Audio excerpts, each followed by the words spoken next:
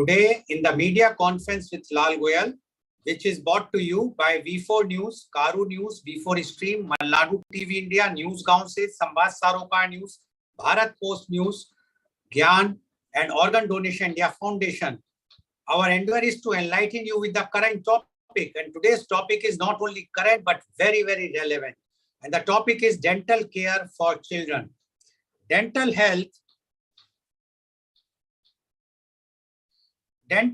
health for kids is just as important as overall health. Understanding that your children's teeth, including their baby teeth, need optimal care is the first crucial step. Unfortunately, there is still a lack of understanding that dental health for kids should start as soon as their first tooth erupts as an infant. Parents need to know what care is timely and proper to ensure their children have a healthy mouth. For most children, the first decidual or primary tooth will erupt between the age of 4 to 6 months. From that time forward, daily oral hygiene and regular visits to the dentist will play an important role in your child's dental health.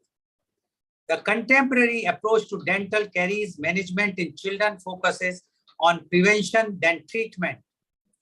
Pediatricians, general dentists, and pediatric dentists must be involved in a detailed preventive program which includes prenatal counseling, treatment of expectant mother at risk for dental caries, infant oral health care, and the establishment of the dental home so that dental disease can be prevented in infants starting at a young age. A recent national study by Kantar IMRB for 𝐂𝐀𝐑𝐔 India Limited revealed that at least 8 out of 10 children in India suffer from oral health issues, underscoring the need for immediate action. Some of the major oral health problems found in children surveyed included visible plaque, accumulation, white spots on teeth, visible caries, gum inflammation, bad breath, and gum bleeding.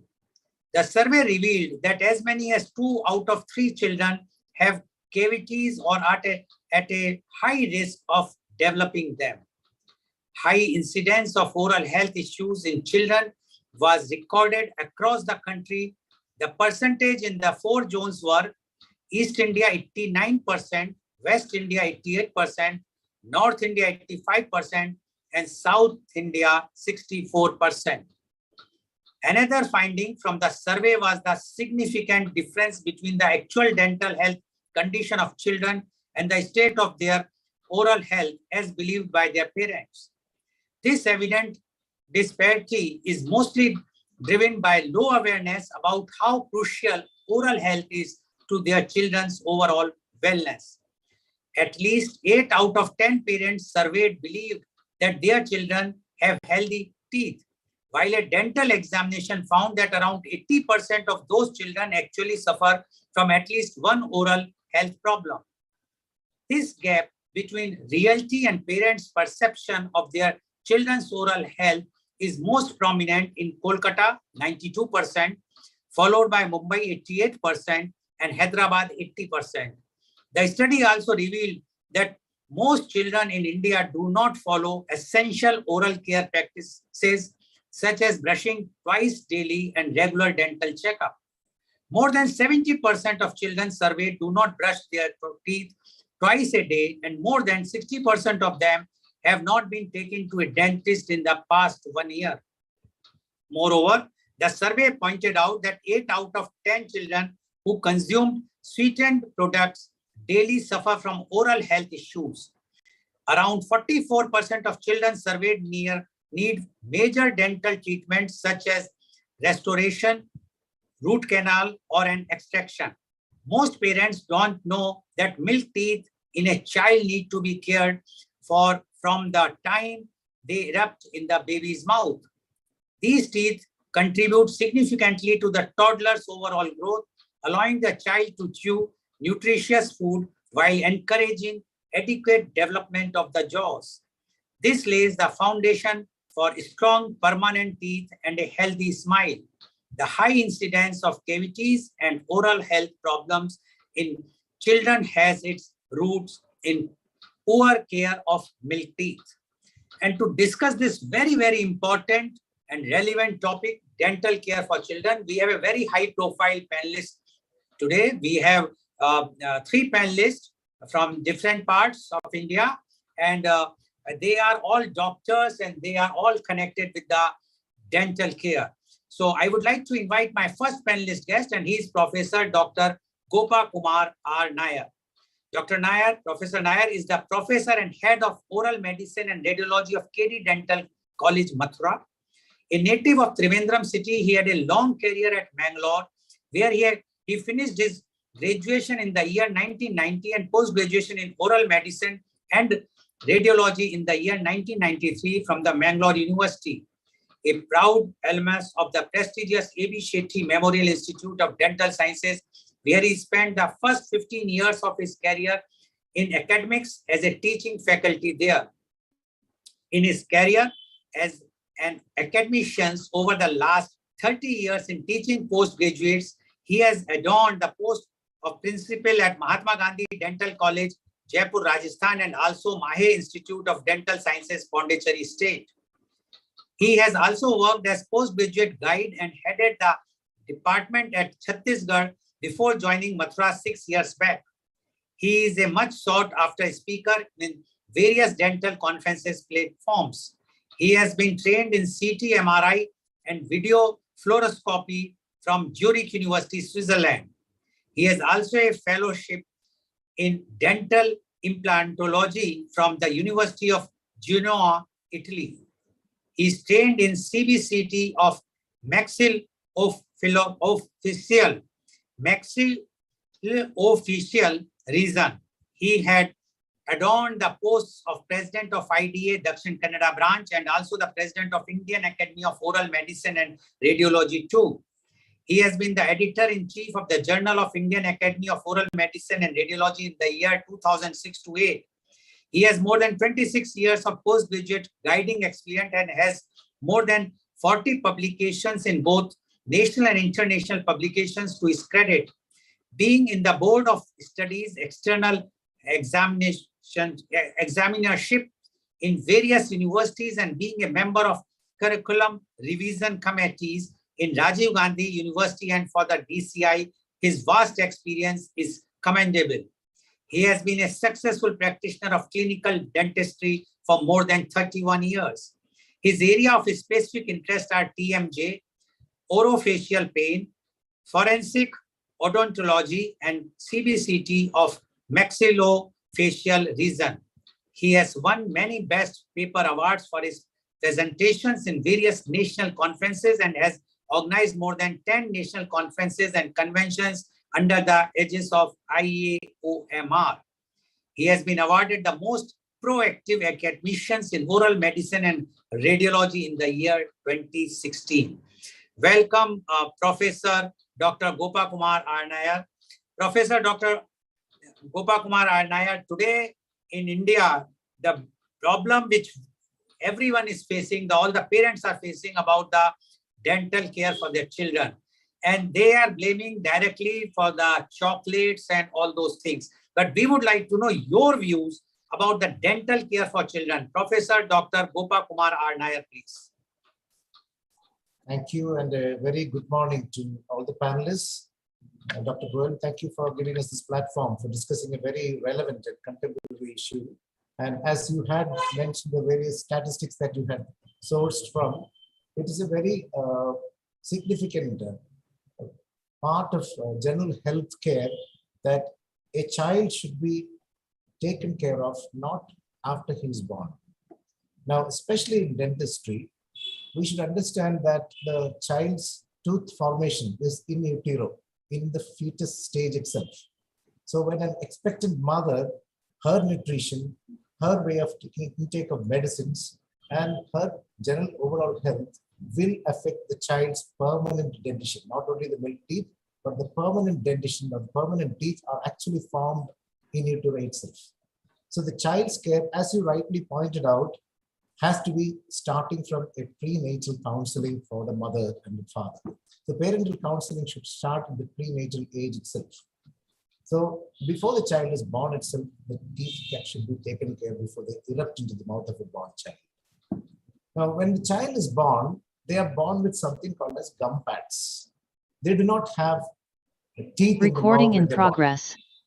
when they are born with no teeth, they are only enabling the suckling of the mother's nipples to only have nutritious mother's milk.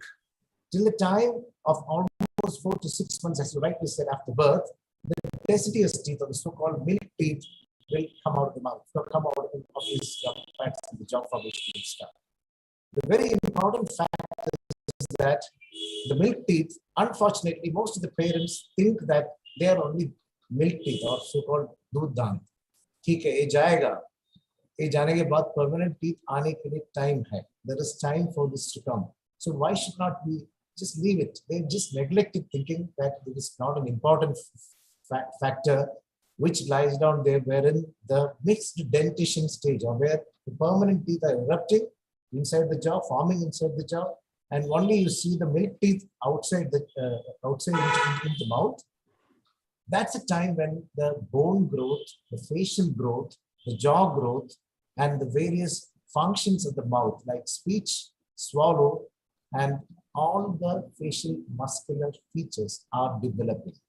So that's the stage of growth and development, and that's the time when the teeth have to be given utmost care. Now, having oral hygiene methods at home, as you said, brushing is one aspect.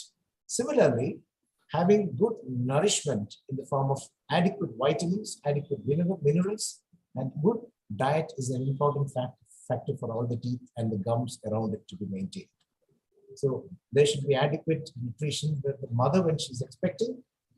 That is when she has to have adequate amount of vitamin A, calcium, and also these expectant mothers are given folic acid and the one vitamin complexes which is required for the DNA and the proper child development. Other than that, once the child is growing, that's the time when these deciduous teeth have to be taken care of. Most of the times, as a general dentist, they come to a general dentist or a family dentist or a BDS or an MDS practitioner in any specialty. The pediatric dental specialty is the one who actually can take care of these at the right from the beginning. The pediodontist or the pediatric dentist is the utmost most important person actually in the child's teeth care and the development of the jaws during that time. Because they can, as you rightly said, prevent a lot of things from developing rather than treating it later. Because they see the children at the age between 6 to 12 to 13 years where the mixed dentition stage is there as a problem. The mixed dentition stage means the permanent teeth are erupting from inside, the deciduous teeth or the milk teeth are inside the mouth, and those teeth, unless they are kept intact till the permanent teeth erupt, then there will be discrepancies in the form of crooked teeth, malaligned teeth, the teeth not coming out and getting impacted or getting stuck inside the bone. All these will develop and they will affect the child's speech, the facial height. The facial growth is maximum contributed in the later stages of their development. That is, in the so-called growth phases of a child. The growth phase of the child occurs during that age of between 7 to 14 to 15 years. The jaw bones do develop and the facial structure and the facial form is developed during that time. So their speech, the swallow, and their facial profile. Some of them you would have noticed, some children are getting a tendency where the lower jaw will be protruded or the upper jaw will be protruded. Some of them, they develop habits, especially childhood habits like thumb sucking, tongue thrusting, difficulty in keeping the mouth completely closed, the lip completely closed is one of the signs that you can see there, the lip incompetency. If you look at the side of the child will have a very convex profile or a dish-shaped, cup-shaped defect in the upper jaw area. All these things can be prevented if the child is shown and getting a correct consultation with a pediatric dentist or from a general dentist who can actually access to a specialist for them. So preventive dentistry involves not only taking care of the deciduous teeth or the milk teeth before the permanent teeth erupt, but also avoiding and modulating the growth. The modulation of the growth in the sense the upper jaw and the lower jaw growth can be modulated in such a way that the child can develop adequate space for the permanent teeth to erupt into the mouth. Plus, it can also give a very good profile for the child. If the intervention or the interception is not done during that childhood time, they will develop into an adult who have got some sort of disfigurement in the form of the orthognathic problems. That is, the jaw bone itself will have some amount of proclination or protuberance, or the jawbone is not grown properly. Another aspect I would like to share with you is that when a child is born out of the vaginal canal, vaginal canal also harbors a lot of microorganisms. So many times, other than the teeth problems, before the teething occurs, the child may develop some bacterial and viral infections. In a child, a growing child, you understand that they are not immunologically active by the time. The child's immunity is only from the breast milk that it has during the earlier stages of infancy. So an infant may get some mild viral infections like herpes. You might have heard a virus called as herpes. If the mother has had some difficulty during the pregnancy, a child can be born without the jaw being grown properly. A child can have the jaws, both the sides, the jaws can actually not open. So during a traumatic delivery, especially a forceps delivery, this used to happen, wherein the child's jaw bones cannot open at all. So that will require surgical treatment. There are some of the children where you would have seen that they have got improperly formed lips. You will see a small cleavage or a small area called as a cleft lip deformity. This is something which has to be taken and addressed and surgically corrected before 18 months after the child is born. So cleft palate and cleft lip. Palate is the roof of the mouth. There also there could be a genetic defect or a congenital defect where the child is born with a defect in the form of it. In such cases, the child's teeth also will get stuck inside, because in such deformities, the jawbone growth itself per se is affected. There won't be adequate space for the permanent teeth to come out. Certain rarities are there where many of the teeth are actually born with the teeth stuck inside the bone, impacted teeth, multiple impacted teeth. Sometimes you may have one or two extra teeth called as supernumerary teeth. All these have to be addressed at that growing age of 7 to 10 years. So this is what I would like to focus on when I'm trying to tell you that the importance of dental care is one aspect, but the overall care in the form of identifying, diagnosing a child who is born with proper jaw development or an improper jaw development. The teeth are very precious, especially the deciduous teeth. The milk teeth care is very precious because they form the platform for the further growth into an adult dentition or the adult teeth formation. The jawbone growth absolutely is dependent on, the facial height is absolutely dependent on how well you take care of the erupting deciduous teeth, that is the milk teeth, and then serially, according to particular age of eruption, the permanent teeth will come out. They will resorb or they will dissolve the roots of the milk teeth and they will slowly start coming out. There are particular age groups for that. We see the central incisors, they should be coming out by 6 years of age. The lower, the mandibular central incisors, they will come as if they are coming from inside the mouth, a little inside. That is exactly the normal way a tooth will erupt. It will push the milk tooth out and they will erupt. So by 6 years, they should erupt. By 8 years, you will see that the other two side teeth are also erupted. Then you will notice that the canines will erupt, the premolars will erupt. The first molar already would have come along with the lower mandibular or so-called lower jaw central incisor teeth. So a dental routine once in 3 months, follow up with, if required, radiographs called as panoramic radiographs, is a must for a child who is in the mixed dentition stage.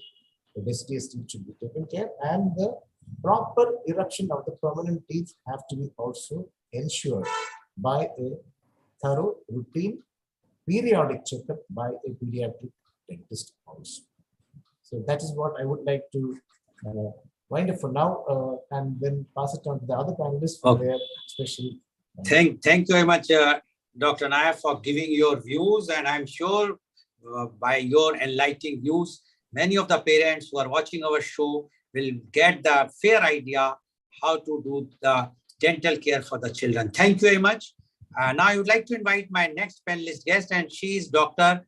Shruti Shanbag. Dr. Shruti Shanbag is a MDS prosthodontist with a specialization in replacing missing teeth, implantology, and cosmetic dentistry. She also has an associate fellowship in laser dentistry from WCLI USA. She runs a private practice in Mahim, Mumbai called TruthWorks Dental, which is a center for multi-specialty dentistry. TruthWorks, in a short 2 years, is an award-winning dental clinic. It won the Best New Clinic Award at the FemDent Excellence in Dentistry Award in November 2019. Dr. Shruti is also a consultant dentist with a private clinics and a charitable trust in Mumbai, where she visits as a specialist. Dr. Shruti's interests include arts and crafts, traveling, and her dog Pepper, and she has also completed half marathons and sprint triathlon. Welcome, Dr. Shruti Shanbag, on our show. Dr. Shruti Shanbag, you have heard what Dr. Nair, Professor Dr. Nair has mentioned. Now, we would like to know your views on dental care for children. Dr. Shruti Shanbag, please. Thank you, Mr. Goel, for introduction and for inviting me today to speak on this topic, which is, as you mentioned, very important, and to share this with such elite panelists as Dr. Gupkumar and Dr. Kashika. Thank you for inviting me to be with them. So while my practice is primarily towards, in an urban setup of Mumbai and dealing in a private practice, I am dealing with a very small population as compared to maybe larger perspective of all India, or even rural India, which is a large part of the country, obviously. So I want to highlight a few topics. You already have Dr. Gopkumar and Dr. Kashika, who I'm sure will talk about how dental health is more, why it is so important. So I wanted to just raise some statistics to kind of help us understand why dental care has not gotten the importance it deserves. So before I start, the most important thing which I think, which is being missed, is that the most common chronic disease in childhood is dental caries. And this is not realized by a lot of people, but it has been proven that worldwide, the most common chronic disease in children world over is caries, which is cavities. So when this is such an important factor, why isn't it given more importance to take children to the dentist as a routine, as a habit, and as a good practice? While in India has the largest number of dental colleges anywhere in the world. We have 322 colleges, which means there are 25,000 students every year who are passing out as dentists, and we have lakhs of registered dentists. So there is no dearth, or there is no shortage of dentists in the country. But at the same time, according to statistics, there is one dentist for every 66,500 persons in India, which and the WHO recommends that there should be one for every 7,500. So we are actually better than the WHO worldwide standards for dentists. But yet the awareness, and that's what I want to talk about, the awareness that taking your child to the dentist from a very young age, as you already mentioned, right? That when the first tooth comes in the mouth, that is when you're supposed to be taking the child to the dentist. That very awareness is only not there. And that is why we are in this situation right now, where there's a huge disparity between, as you mentioned, the actual oral health and what the parent perceives their child's oral health is. And the habits which need to be developed at a very young age, no regular brushing, no regular checkups, the dietary considerations required, these are not being considered from a very young age. And this is why. So I want to help us understand why the situation has arisen. And first and foremost, social determinants, things like in rural India, the availability of dentists. There is only one dentist for 2 lakh people in rural India. So there's a long distance they have to travel. There's the access to good dental care is not there. The affordability is a problem. But in urban India, right, the issues are a little different. It is a monetary issue very often where people think the dentists are very expensive. What they don't realize is starting early, developing good habits early is far more cost effective than going to the dentist with a large number of dental problems. So all these social determinants which deter patients from visiting regularly are the very reason that the cost is increasing, the travel is increasing, the number of sittings is increasing, because the good habits of visiting every 3 months, every 6 months is not being developed from a very young age. So as part as from the awareness point of view from the parents, that is the first thing I want to talk about, where they don't realize that a quick visit, an early visit, regular visits are far more cost effective. They're far more less time consuming, less sittings. If you are able to develop those habits, where the child is able to maintain, the parent is able to help the child maintain their oral hygiene from a young age, rather than going to the dentist with cavities in their mouth, with root canals required, which require multiple sittings and money and time, which the parent doesn't have time or the opportunity to give the dentist. So those whole ideas need to be changed, that starting early and addressing problems early will solve the parents' concerns as far as treating their child's issues. The second thing is there's no sufficient data on a government level for oral health.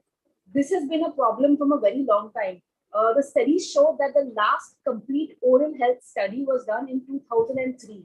That is more than 20 years ago. In the last 20 years, an all India study for oral health has not been completed. And so on a national level, there's a huge lacking.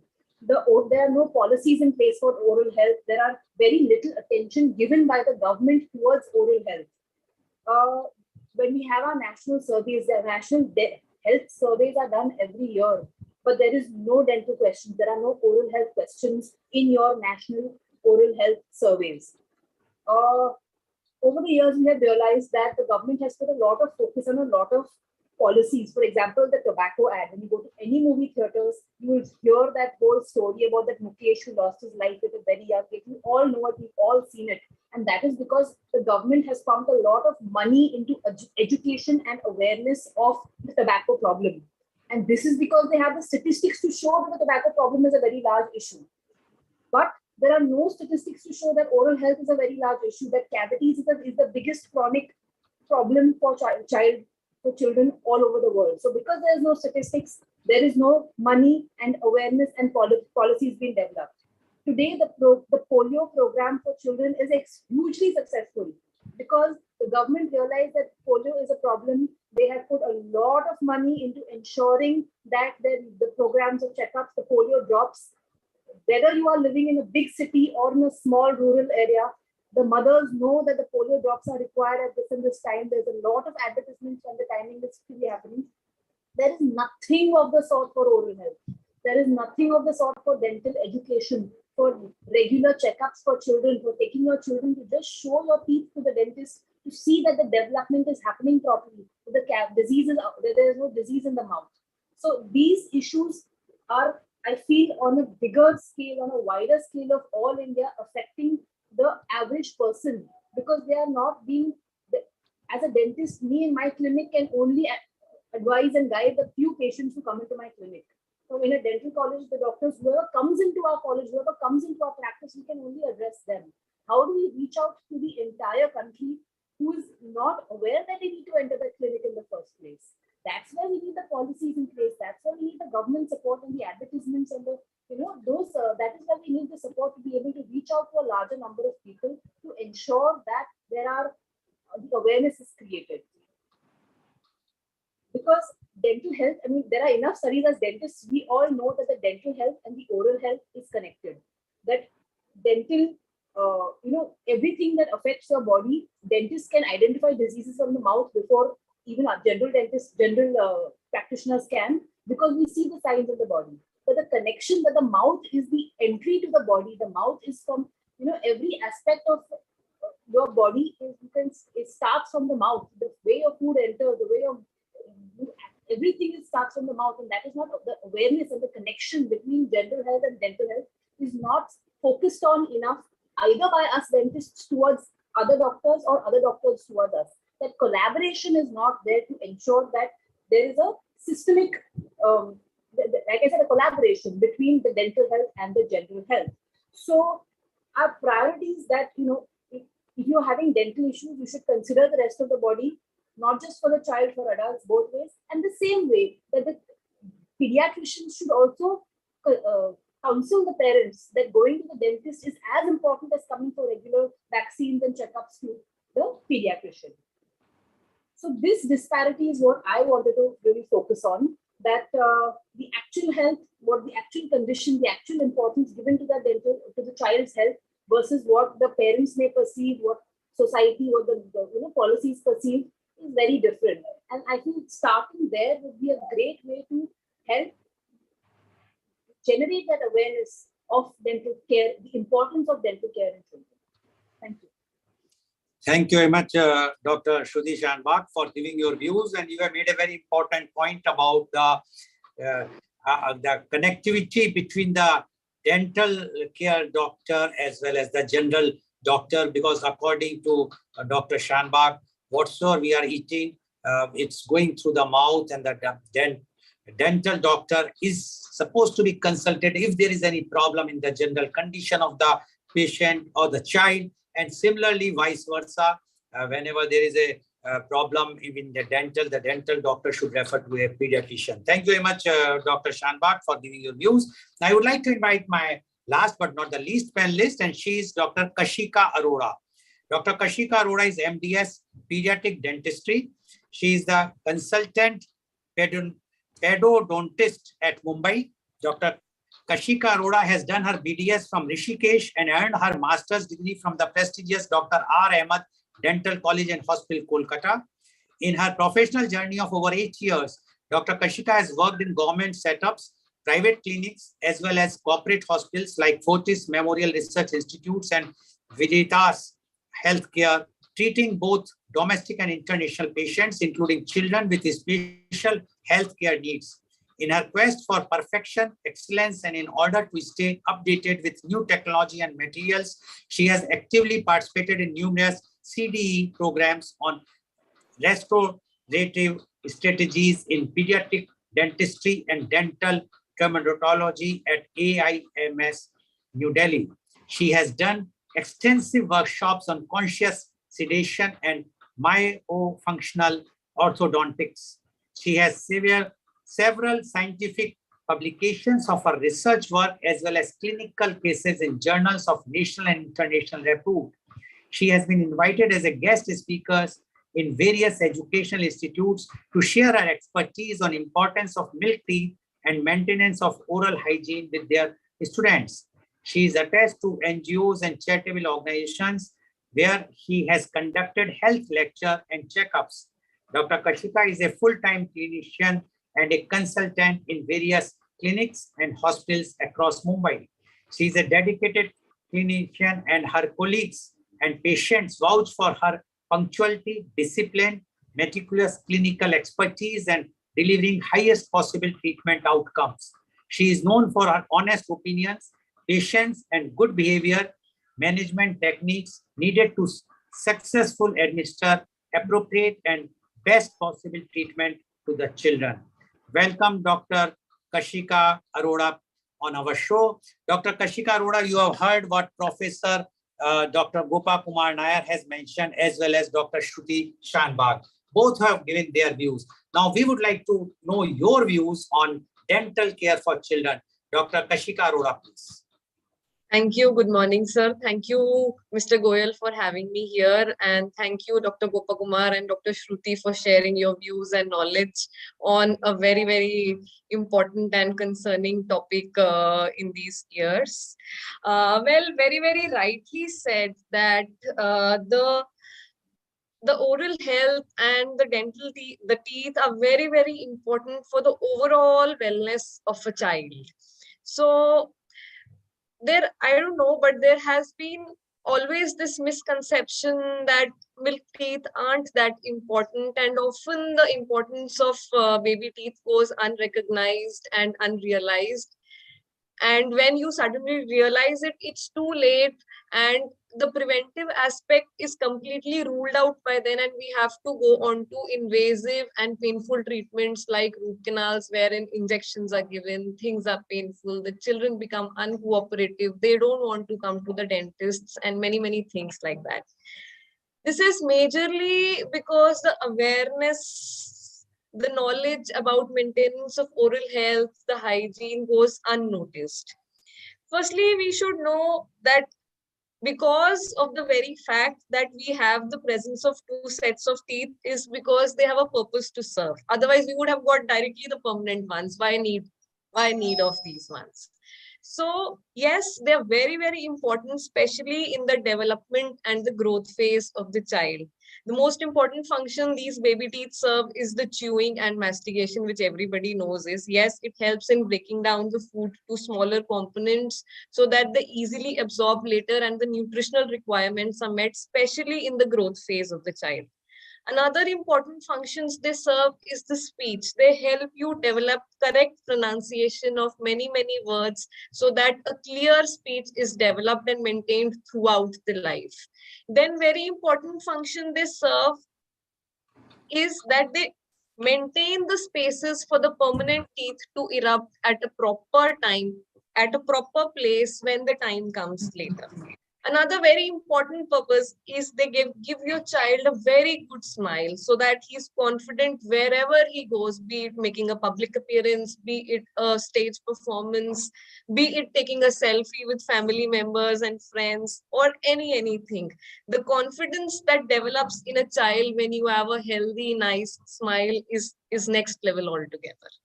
So they're really important for you. And then because they're important, how do we maintain them in life is also very important. Coming on to the hygiene practices, the hygiene should begin even, I would say, even before the first tooth appears in the mouth, much before, as early as you can begin. It could start with a gentle gum massage to cleaning the gum pads with a moist cotton, a gauze piece, or a clean muslin cloth, so that whatever remnants of the feed that you've given to the child are removed from the gum pad, and there are no microbial growths whatsoever that could happen because the remnants stay there for long. Especially, I would like to make a special point here, especially this practice should happen at the night time. Why? Because during the day, the child is exposed to food, to water, to many things, to many things, many times a day. So the cleansing action naturally also happens. But if we do not do it at the night, the remnants stay all through for 8 to 10 hours, all through the night, which would cause decay to a greater extent. Then after the teeth have erupted, the brushing action should begin right away with a toothbrush of an appropriate size that would suit a child's mouth and a proper toothpaste which is fluoridated. There is a concept of non-fluoridated toothpaste also, but India being a fluoride deficient country, except for a few places here and there, which would be 5 to 6 to give a count on, is generally a fluoride deficient country, and fluoride is very important for the development of a teeth.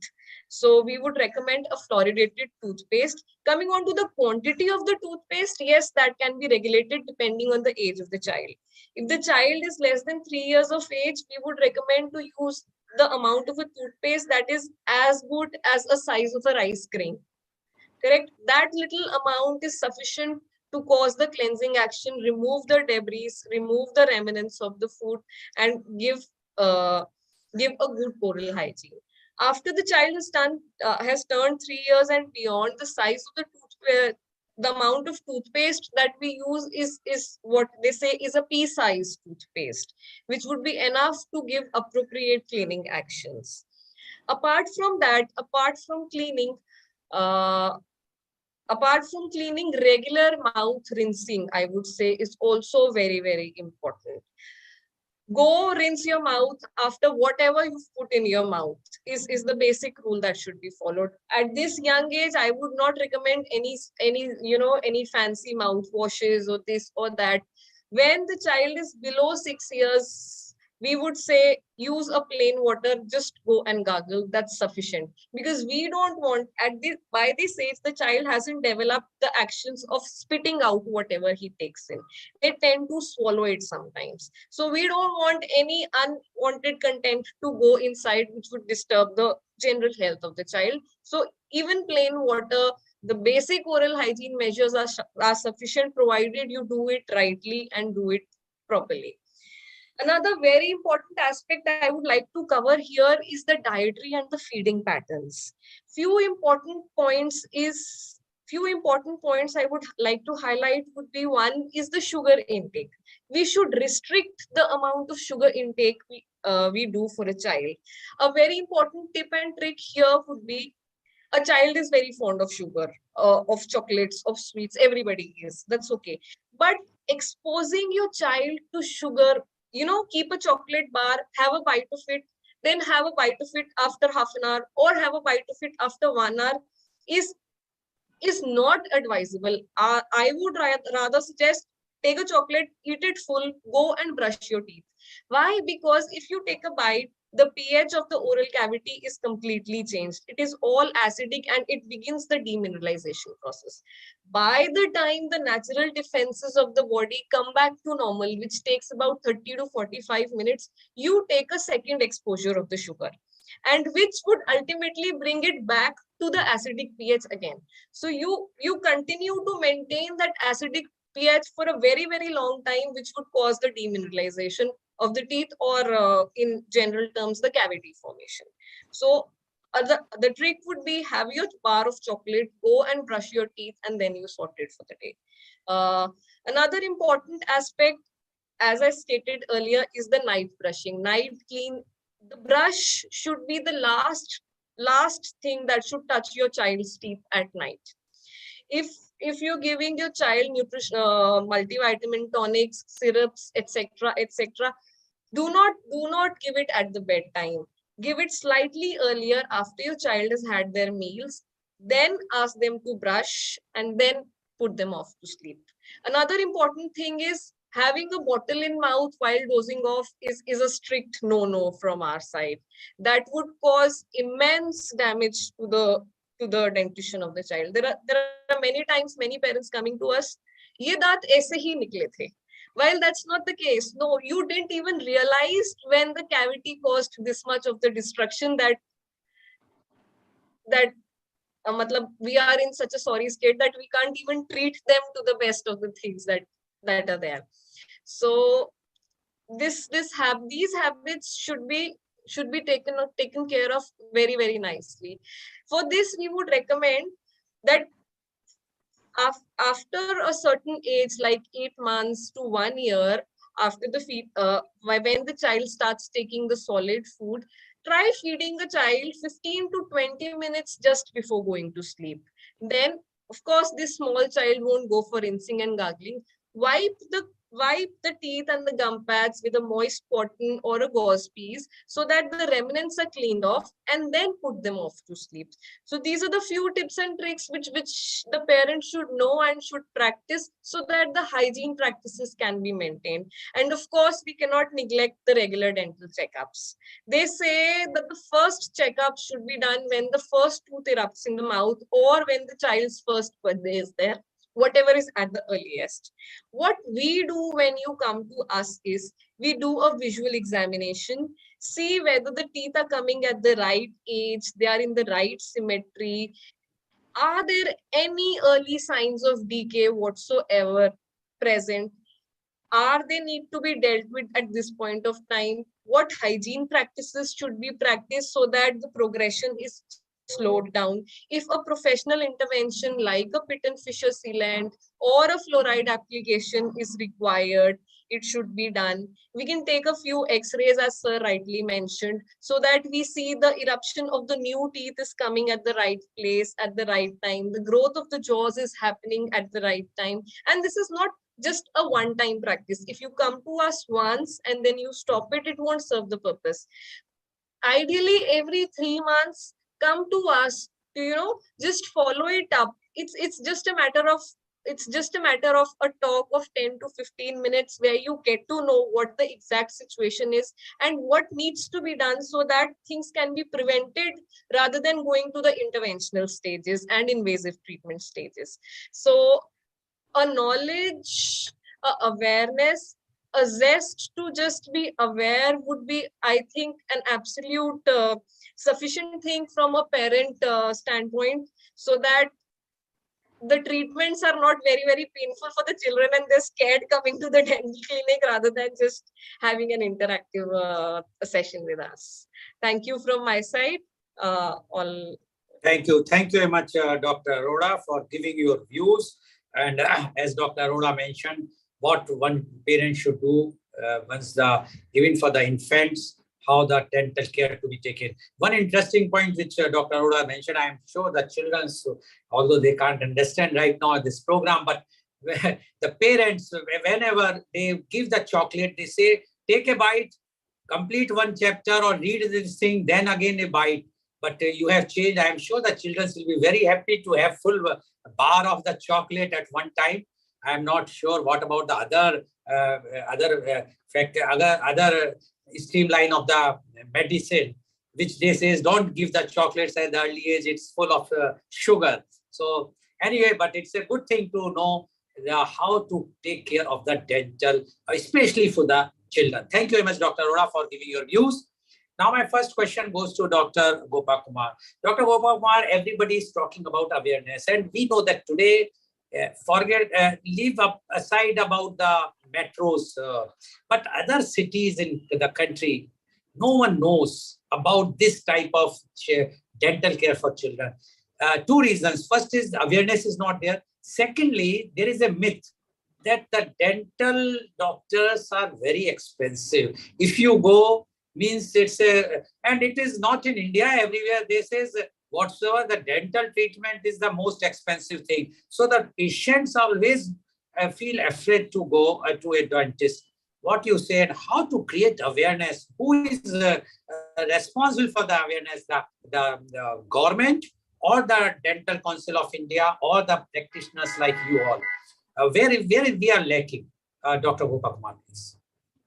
Thank you, Dr. Shruti and Dr. Kashika, for your the points that you put across, and that seems to be relevant to this question itself. The two parts of your question, Dr. Goel, sir. The first part is that you said how to create awareness, and then you also asked who is to be implementing those awareness programs, whether it's at the government level or the dental council, etc. I'll come and address the first part. Now, the awareness has to be generated in parents, especially as you mentioned about two-tier cities and the rural public. There has to be an overall effort right from the primary school education. Now, most of the time, now today we know that the rural India is also progressing. There's a lot of transformation of communication by digital media itself. Every child also is carrying a mobile phone and he's into WhatsApp and internet and whatnot.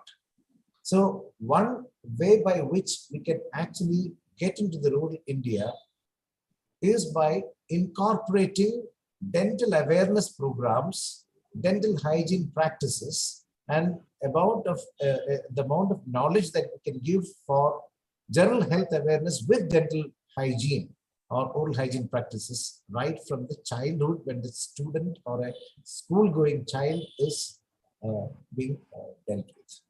So that is one part. Second thing is, in many of the institutions in India, Dr. Shruti rightly mentioned that, this is one country where we have 322 dental colleges. But unfortunately, they are not spread all over India's rural areas. Many of them are concentrated in urban and semi-urban and then probably the two-tier towns. But what they could do, especially the kind of institution that I have had my education from, we had satellite centers, which were going to the rural public, establishing a state-of-the-art dental clinic and a polyclinic. And from the dental institution, the specialists and the postgraduates were posted there in those rural areas, and they would treat and give referral from there if it's required for a higher specialized treatment to the city center. So that is one practice which every college can take over. Now, the pediatric dentistry specialist, the department, and the community dentistry, or the so-called public health dentistry departments, can actually take a go at this, especially when there is a lot of private institutions than the government institutions in India. The private institutions can definitely afford to have at least a minimum of 10 satellite centers in each college. That can cover a radius of at least 150 to 200 kilometers around that area where the college is situated. That is one way of the private, the government entrepreneurship partnership, which can actually go into taking care of the dental needs of the children and the adults who are there in the rural India. That's one way which we can utilize the resources of the various dental colleges which are functioning in India. Secondly, it is not very correct for us to complain and blame the government saying that the oral health policy is not being revived. In fact, there has been an added impetus in the last 5 years on generating a new oral health policy, wherein the states like Karnataka and some of the northern states have adopted a national oral health policy and modified it, and they have submitted to the Ministry of Health, which is probably getting gazetted. So it is happening. It's not that it is not happening. So the implementing of this national oral health policy will take its a little bureaucratic time, which we am sure we will all be a part of implementing it, right from the private practitioners, the local practitioners, the local government dental institutions, the private dental colleges, and also the Caru or Emerson district dental surgeon who is posted in the public health centers. They will also be part of it. So it's not that it is not be totally neglected.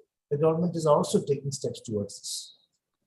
There are awareness about tobacco, as you said. That is one part which they have done. Similarly, there are a lot of radio and media impetus which are starting for awareness to be created. I think that is the basic way of reaching to the rural public. Here are 3 methods which we can think about: using the resources of private institutions, make satellite centers.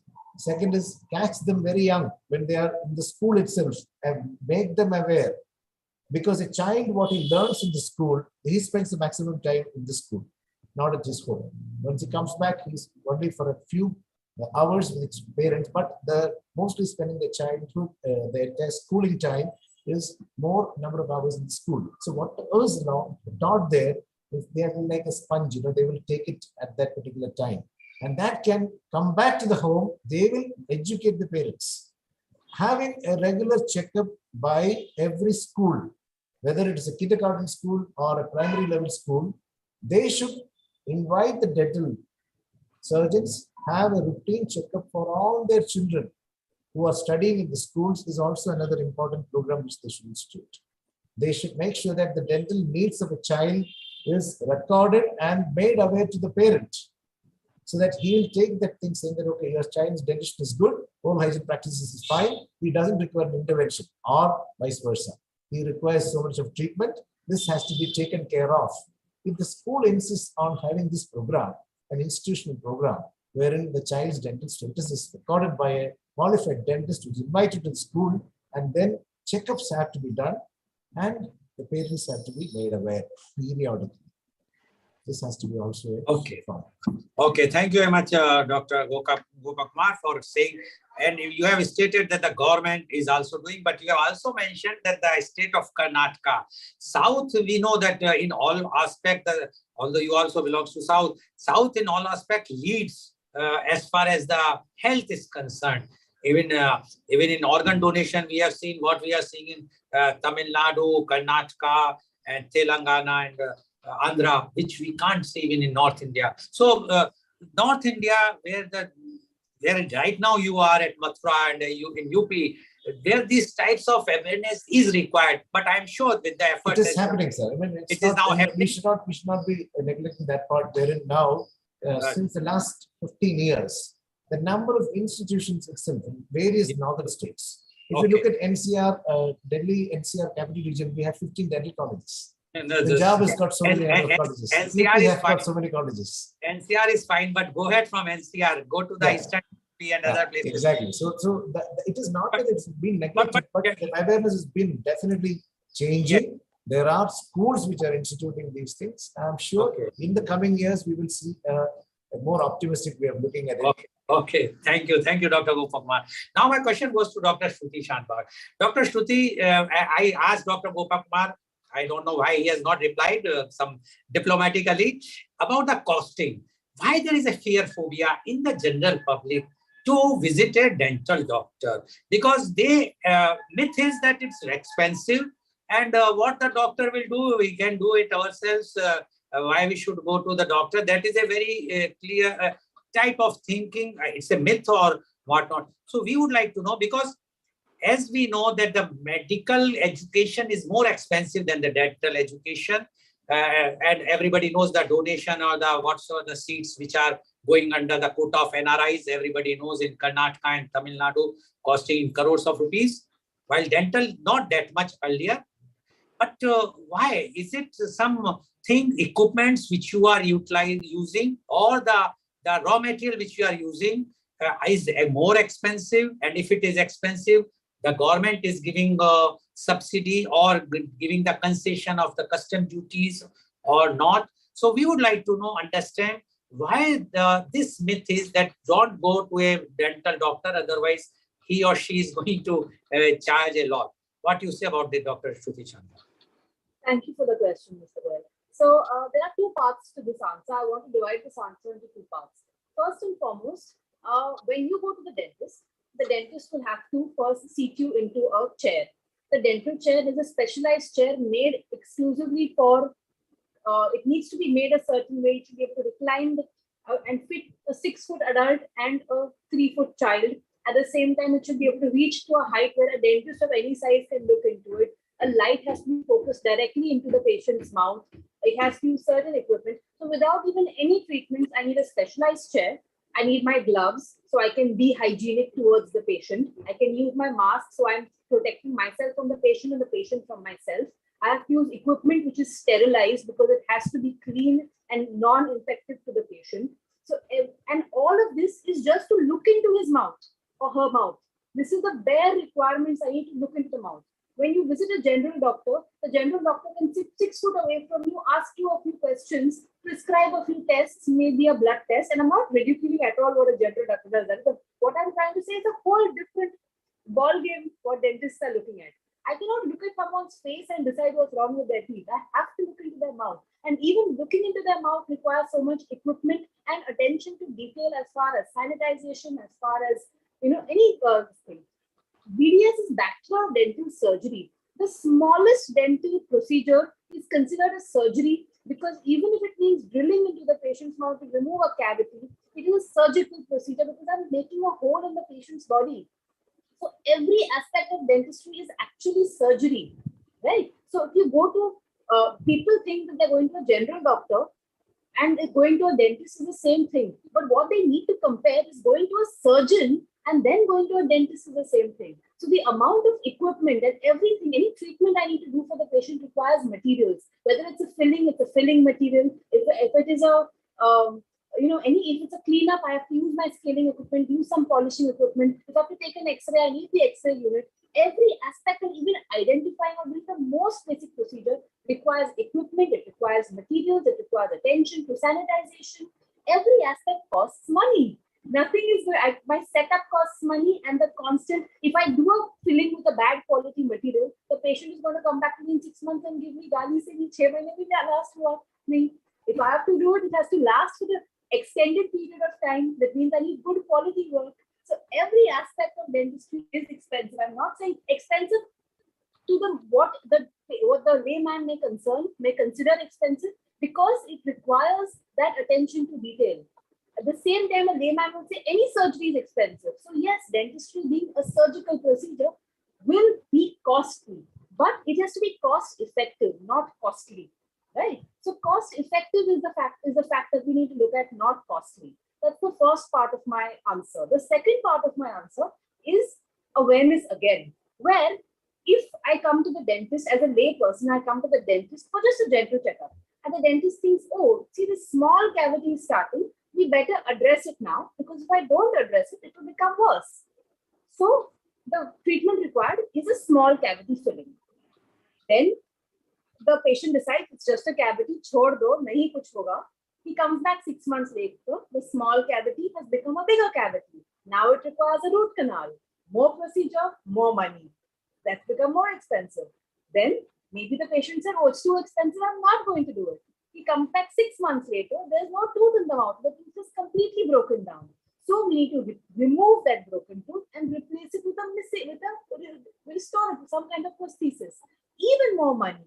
So what patients don't realize is when you address problems at an early age, when you do a checkup and make sure no cavities are developing, then it's just your consultation fee. If you come in with a larger number of problems, your treatment time, your treatment cost, and the energy and effort put into the treatment increases.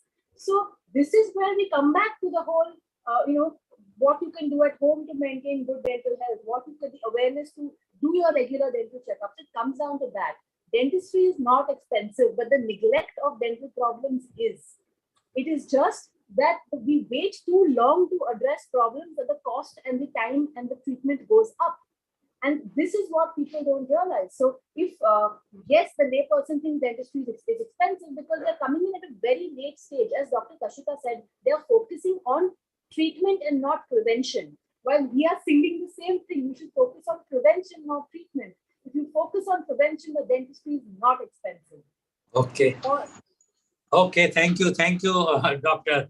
Shruti Shanbhag, for giving that detailed explanation why the dentistry is expensive than the general practitioner. I'm sure the other practitioners will definitely would like to reply, but today there is no other doctor, but I accept the dental doctor. Thank you very much. Now my question goes to Dr. Arora. Dr. Arora, as Dr. Shruti Shanbhag says, prevention is better than cure. When should children get their first dental examination? Because that is very important. Now, if we don't know what is the situation, so whether it is before they will have the eruption of the teeth, or after that, when they should come to the dental doctor. Thank you very much, sir, for putting up this very important question to me. Yes, Dr. Shruti made a very, very correct point. Prevention is not expensive. Treatment is correct. So for the first dental examination for the child, I would say would be when their first tooth erupts in the mouth or their first birthday, whatever is earlier. But for a mother, we would say a mother should pay a dental visit even before the child is born, maybe during the 3rd trimester, or when they're coming for a regular checkup to a gynec, maybe just come over and visit a pediatric dentist, because that is the time when the mother is most receptive to all the information they're taking in on how as to take care of the child when he or she is born. When a child is born, there are multiple things a parent has to take care of, multiple things, the total chaos in the family, managing this, managing that, and so many aspects that you forget about dental hygiene then. So if a mother is made aware of the information even before the child is born, then probably they can inculcate those practices much earlier in a life of a child, so that the problems that would develop, like a cavity or any other thing, could be delayed, could be prevented on the first aspect, and if at all not, could be delayed to quite an extent, so that it can be caught hold early when they visit a dental practitioner.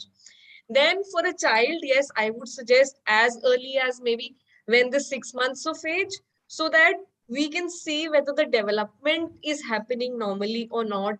We can give a one-to-one guidance on how as to the feeding practices have to be adopted, what measures have to be done post you fed your child with the breast milk, if bottle milk, if you're giving, why it should be avoided, if not, when should it be given, and what should be done post you've given the bottle to the child. what nutritional, what sugar considerations have to be done, what snacks are to be avoided, what can be the replacement instead. Like for a chocolate, we would say replace them with the nuts maybe. Instead of canned juices or fruit juices, give a fresh fruit juice or give cut fruits. Instead of other unhealthy options, give fruits, give vegetables, give cereals, give a boiled egg maybe. Instead of a chocolate sandwich, give a cheese sandwich. Both are tempting, but a cheese sandwich could cause much lesser damage compared to a chocolate sandwich. So these are the instructions. These are few tips and tricks which we can give to the parents at a quite early age, so that things which would make the parents say that dentistry is expensive would change. So Okay. yes, again, the prevention is never coming and getting an opinion on how as to manage your dentition would never be expensive. But coming with a cavity and getting it treated would always be an expensive thing. Okay, That thank you, was your Dr. Arora. But now you are saying that chocolate should be avoided. Earlier you said you give the full bar of chocolate. No. That time I was wanting to mention that if a child is wanting a chocolate, you should consider it more on the frequency of exposure rather Okay. than the quantity of exposure. Okay. But here, of course, if you're giving a Because healthier option, nowadays children so even go for the Starbucks to eat the chocolate croissant. I don't know whether it's healthy or not healthy. If it is not healthy, then why we are selling it? Thank you very much. Now my question goes to Dr. Gopakumar. Dr. Gopakumar, recently there was a media report about one toothpaste was fined some 10 lakhs rupees or so for giving wrong advertisement, something.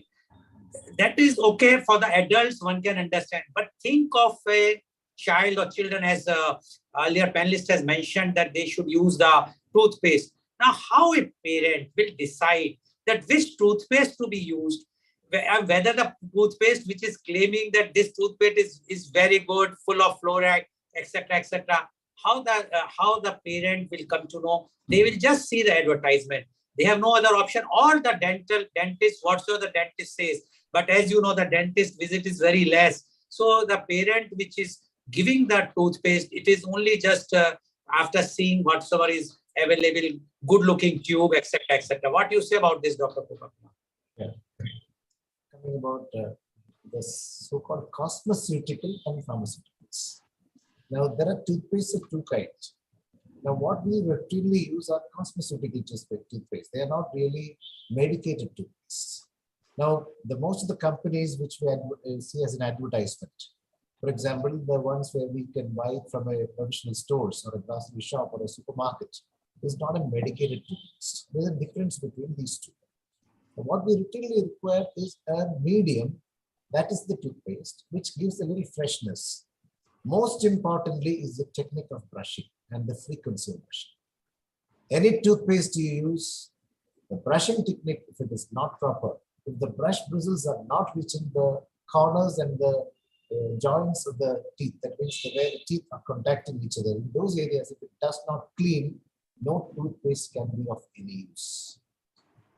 Okay, so most important is the brushing technique and the brushing at night, especially. They have also told you that the toothbrush should be the last thing to touch the teeth in the night.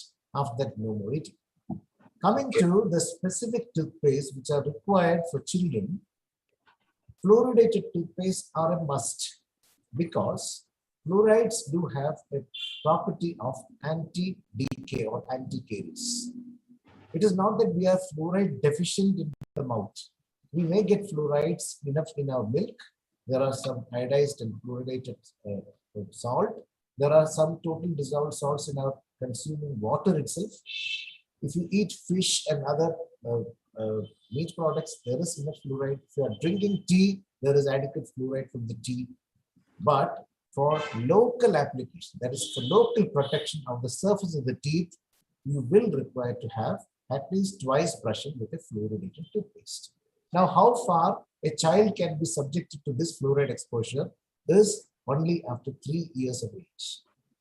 Till a child is of 3 years, we don't require to give him extra added fluoridated medicated toothpaste. Normal toothpaste would suffice. But if you see that the child is having a high risk of developing dental decay, on a dental examination, they would suggest you use these medicated fluoridated treatments. That should be only suggested by a dentist, a general dentist, specialist dentist, or a periodontist. And they could be only sourced from a medical shop, a pharmacy. It cannot be available in. That's the difference. What you would like to know. There is a cosmeceutical, another is a medicated test. Okay, I think that's clearing your question. thank you, Dr. Gopakumar. Although nowadays the toothpaste is available in all the malls, any grocery shops, everywhere. So that is a very difficult task for the parents to decide which toothpaste they should pick up. Anyway, thank you very much. Now my question goes to Dr. Shruti Shanbhag. Dr. Shruti Shanbhag, can you fix the cavities on baby teeth also nowadays, or it's only for the adult teeth? All dental treatments that can be done for adults can be done for baby teeth as well. There is a different technique and maybe different materials used, but the procedures, the name of the procedure or the general procedure remains the same.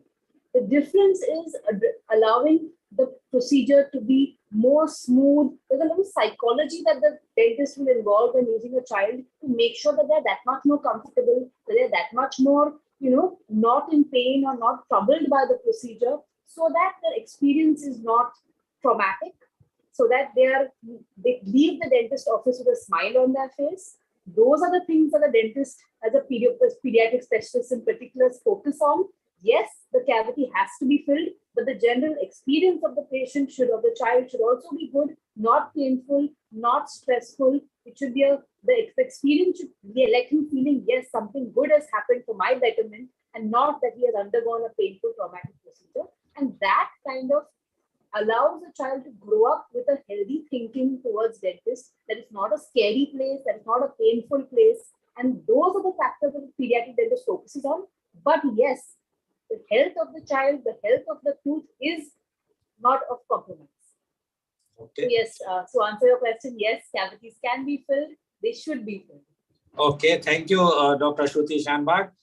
Again, the thing is, in metro cities, big cities, it is we have so many pediatric dentists. But what about the small cities or the rural area in India? Whether they have all the same doctor. Now, my question goes to Dr. Arora.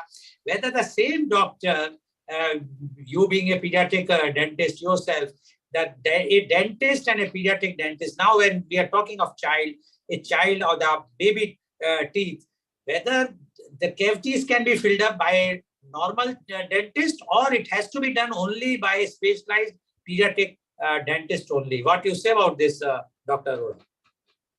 Sir, see, any dental graduate who has an expertise in treating dental problems, of course, can deal with all such things.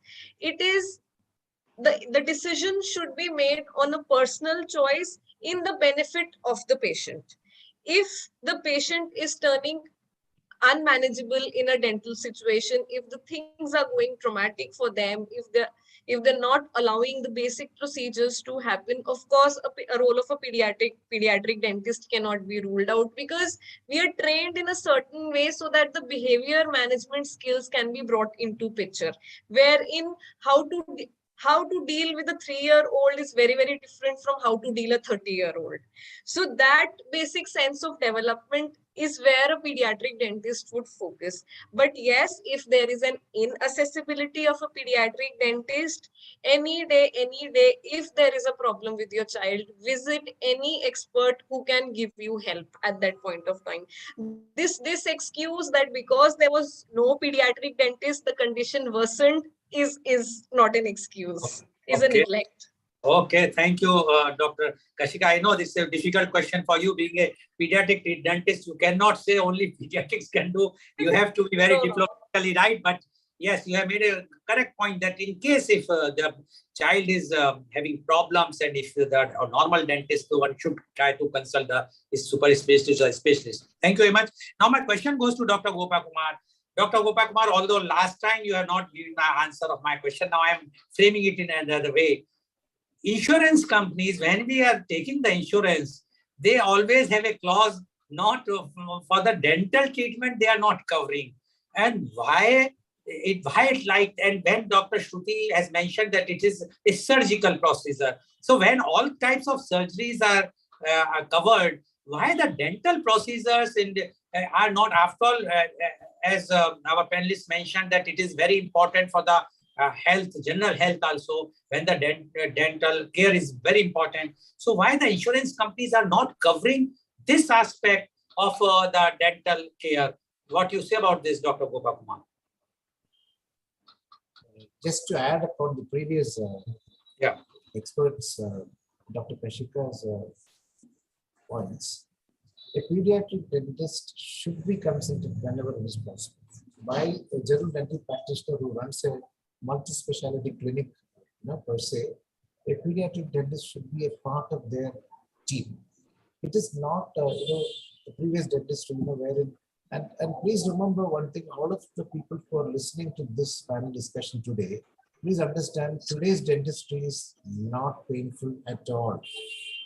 It is every procedure, made it properly treatment of a root canal treatment or an extraction procedure or replacement or the cavity filling, none of these are painful procedures even for the child.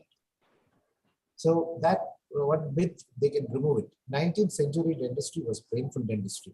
Today the anesthetic techniques and including the conscious sedation techniques which have come out, especially done by the pediatric dentists for the children, it is absolutely a painless and a much pleasurable procedure. Then fear factor will be there. The phobia will be there. Even an adult wouldn't like. Even I wouldn't like to take an injection into my mouth. That phobia will be there. Can be managed even in children. And pediatric dentists are trained especially for that behavioral management and behavioral modification. Where when we require it, we seek their expertise. Coming to the questions of how it can be made affordable. Dr. Shanbag very clearly mentioned the reason why, because the establishment cost of a cross-infection controlled environment and taking care that most of the disposables are used and taking care that the patients are not contributed to cross-infection to the dentist or to the other people is a very important thing. That's why we cannot have 100 patients treated at a day. We have also limited number of appointments, taking care of the time that is required for the treatment and also for the cycle of autoclaving and the sterilization procedures and sanitation procedures. All of this takes money, treatment, and even a checkup would take some amount of money. How this could have been made affordable by having insurance companies coming, especially like the medical insurances. It had been a question when we were all also in the helm of affairs as a president of the local dental association or in the DCI and things like that. We have also invited the various insurance companies. Believe me, their answer was, nowhere in the world it is being supported, sir. This is what the excuse that they gave.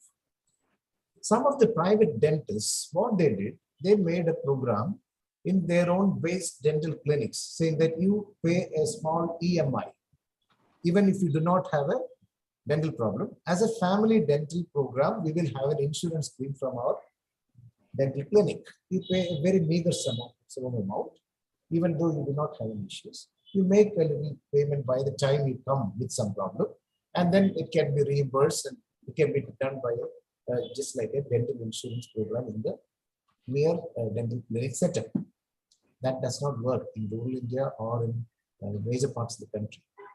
We will once again put an impetus. In fact, we had a discussion recently in the local dental association to invite all the insurance companies, medical insurance companies, and suggest them that they can add a little bit of premium for the medical insurance for the dental part, and then try to give dental insurance also in our country. That would be a first in the world, because most of the countries, even in the developed nations like USA or UK or Germany, etc., they do not have the medical insurance companies covering the dental problems unless there is a hospitalization, an inpatient treatment where there is a trauma.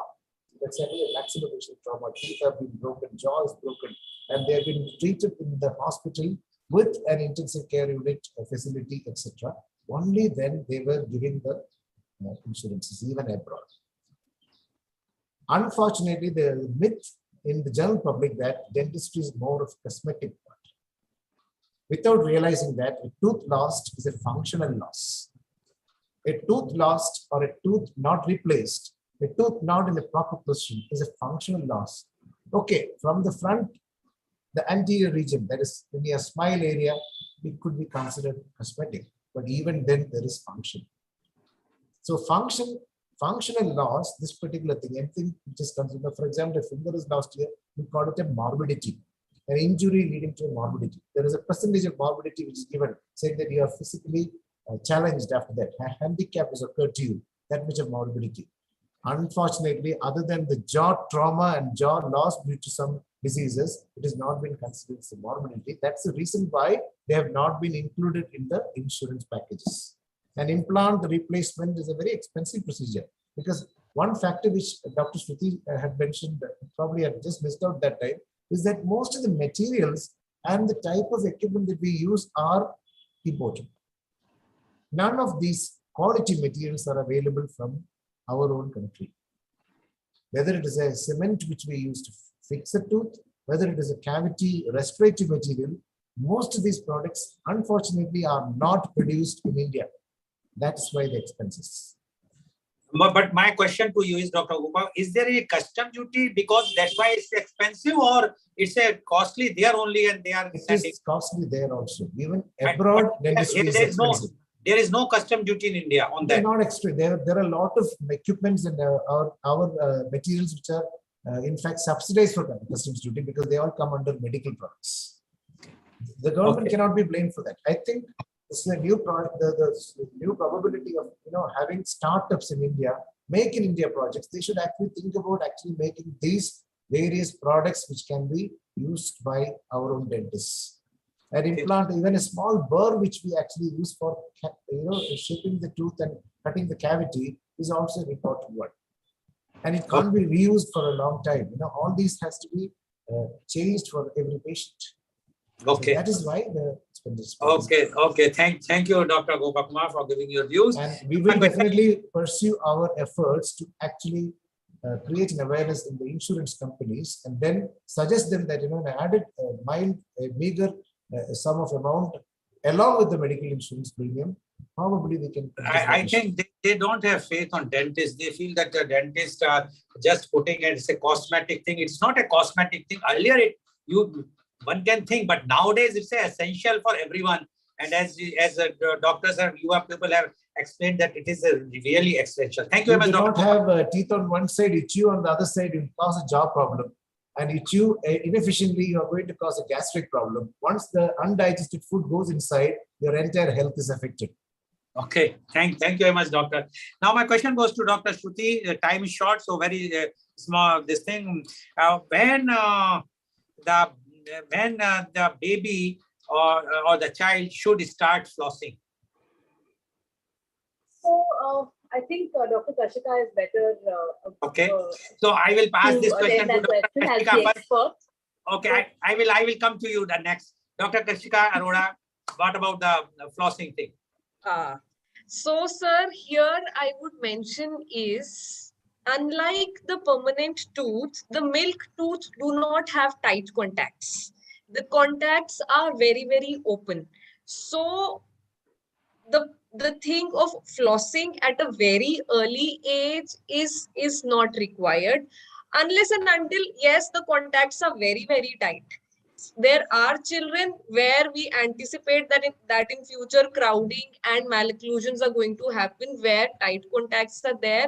There we would recommend after the age of 3.5 years, it should be done only by the parent, not by the child alone. But when physiologically the contacts are open, there is appropriate spacing in between the teeth, regular toothbrushing, proper mouth rinsing with plain water after all the meals would do 95% of the job. Okay, thank you, Dr. Arora. Now my last thing to Dr. Shruti Shanbhag, what message you would like to give to the parents about the dental care for children? I think what parents need to remember is that yes, every tooth in your child's mouth is as precious as a jewel. So you need to look after it like you would look after the diamonds in your house. you need to whether that, and prevention is definitely more valuable than intervention or treatment. So regular dental checkups, early start to dental health, and getting your child comfortable in the dental chair are the essential things to allow the child to develop into a healthy adult who not only is physically in good dental health, but mentally very approachable to dentistry and is not scared, traumatized, or concerned about dentistry because his development, his knowledge has been developed from a very young age. So early start and good prevention is the answer to my answer. Okay, thank you very much. Thank you. So viewers, we have seen today the experts, dental experts have given their views about the dental care for children. And as we all know that if a healthy child will be there, then the society, the home, the society, and the country can be healthy. But it's very, very important. Myths are there. So many myths are there. People are afraid to go to the dentist, but our experts have told why they are having that myth. And it is very essential that the dental care should be taken from the very beginning. But myth is that these are the baby teeth, milk teeth. Why we should go, let them go, then we go. So please understand that time is changing. Time has changed. People should understand the new technologies have come. As one of the panelists said, there is no pain if you are going for the dental thing. Government is doing there, but it is our responsibility, the civil society. Parents have to see that their children, if they want them to be healthy, take care of their dental care. And yes, one thing is, I must say, the media should take up the matter with the insurance companies. When dentists are saying, and I know when I was having a heart attack, I was told that what about the teeth, whether you have a pain in the teeth or not, because they say that many times it happens that a pain starts from the teeth. So it means the teeth plays a very, very important role in the life of a human being. So insurance companies should not avoid it just to say that because it is not available in the Western country or developed country, we will not give here.